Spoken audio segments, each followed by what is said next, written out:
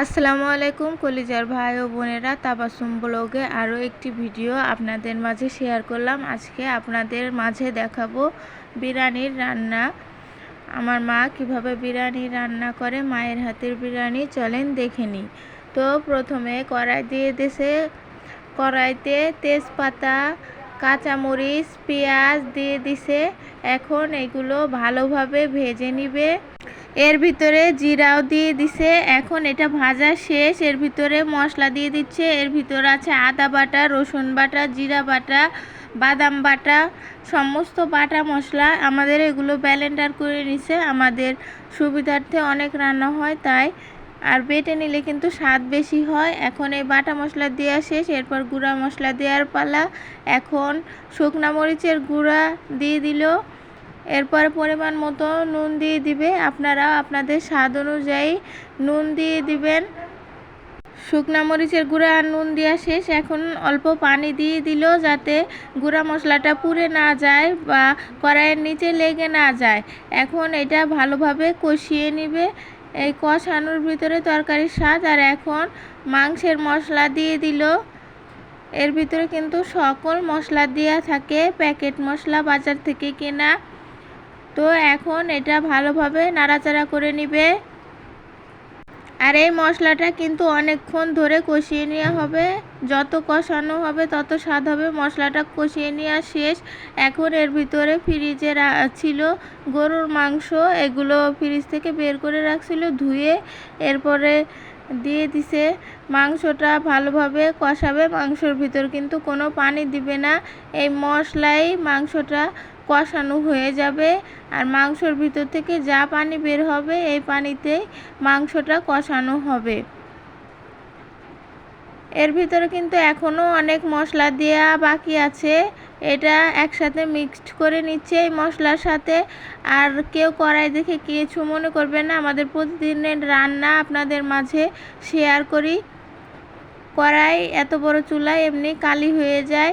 আর দেখেন এখন soya sauce দিয়ে দিল, আরও মশলা দেবে এর ভিতরে, এখনও টক দই দেওয়া বাকি। তো এখন এটা মিক্সড করে নিচ্ছে ভালোভাবে। তো কলিজার ভাই ও বোনেরা, আপনারা আমার ইউটিউব চ্যানেলটা সাবস্ক্রাইব করে দিবেন এবং যারা ফেসবুক পেজ থেকে দেখছেন ফলো দিয়ে দিবেন এবং আমার ভিডিওটা পুরোপুরি দেখবেন। এখন হাঁড়ি দিয়ে দিল পেঁয়াজ বেরেস্তার জন্য, হাঁড়িতে তেল দিয়ে দিল পরিমাণ মতো। আর পেঁয়াজ গোল গোল করে কাটা, কিন্তু এগুলো দিয়ে বেরেস্তা করে নিবে। পেঁয়াজ দেখেন যখন হালকা বাদামি কালার আসবে তখনই নামাই ফেলতে হবে, এটা কিন্তু পরে আবার কালার আসে। দেখেন হয়ে গেছে পেঁয়াজ বেরেস্তা, এখন নামাই নিছে। ওই তেলেই চাউল দিয়ে দিছে, ধুয়ে রাখা, আগে থেকে ধুয়ে পানি ঝরাই নিছিল। আর এটা যাতে লেগে না যায় তার জন্য কিন্তু বারবার নাড়াচাড়া করতে হবে। আর এখন দেখেন কড়াইতে মাংস ছিল, সেগুলো দিয়ে দিছে। আরও মাংস আছে, এগুলো অ্যাড করা হবে। মাংস প্রেসার কুকারে সেদ্ধ হইতে দিছিল, প্রেসার কুকার থেকে এগুলো দিয়ে দিবে।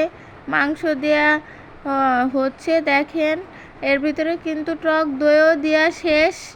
টক দই কিন্তু দেয়া লাগে বিরিয়ানিতে, তাহলে স্বাদ হবে বিরিয়ানি। আর আপনারা চাইলে কেওড়া জল সেন্টও দিতে পারেন, আমরা দেইনি, আমাদের বাসায় খাবে তাই। আর এর ভিতরে কিন্তু মাংস দেওয়া শেষ। এখন দেখেন পানি অ্যাড করে দিচ্ছে। এই পানিটা বলক আসবে, হালকা গরম পানি। আর এখন দেখেন গরম মশলা দিয়ে দিচ্ছে, এর ভিতরে লং আছে, দারচিনি আর এলাচ, এগুলো দিয়ে দিল। এখন এটা ভালোভাবে নেড়ে দিবে, না হলে কিন্তু তলায় লেগে যাবে, না নাড়লে। আর বেশি নাড়াও যাবে না এটা। দেখেন এটা কিন্তু হয়ে গেছে। আমার মা এখন ওই যে ভেজে রাখা পেঁয়াজ বেরেস্তা এগুলো দিয়ে দিচ্ছে হাঁড়ির ভিতরে। পেঁয়াজ বেরেস্তা দেওয়া শেষ। এখন আপনাদের দেখেন দেখাচ্ছি কত সুন্দর হয়েছে, আর যে বাসনা বের হয়েছে, এখন আমারই খাইতে মন চাচ্ছে আবার। গরুর মাংসের বিরিয়ানি কিন্তু রেডি হয়ে গেছে, নেড়ে আপনাদের কিন্তু দেখাচ্ছি। আর মাংসটাও কিন্তু ভালোই সেদ্ধ হয়েছিল। আর এখন দেখেন আমি মাটির প্লেটে নিয়ে নিছি খাওয়ার জন্য, লেবু নিছি, পেঁয়াজ নিছি আর বিরিয়ানি নিছি। বিরিয়ানি কিন্তু আমাদের বাসার সবাই খুবই পছন্দ করে, আর আমার কিন্তু বিরিয়ানি হইলে আর কিছু লাগে না, আমিও বিরিয়ানি খুবই পছন্দ করি। আর ওইটা মাংস আপনাদের দেখাচ্ছি, আমি খাবো এখন। আর বিরিয়ানি খাইতেও কিন্তু খুবই স্বাদ হয়েছে, কালার দেখলে কিন্তু বোঝা যায়। আর আমার পাশে থাকবেন বন্ধুরা, আমাকে একটু সাপোর্ট করবেন। আপনাদের ধন্যবাদ।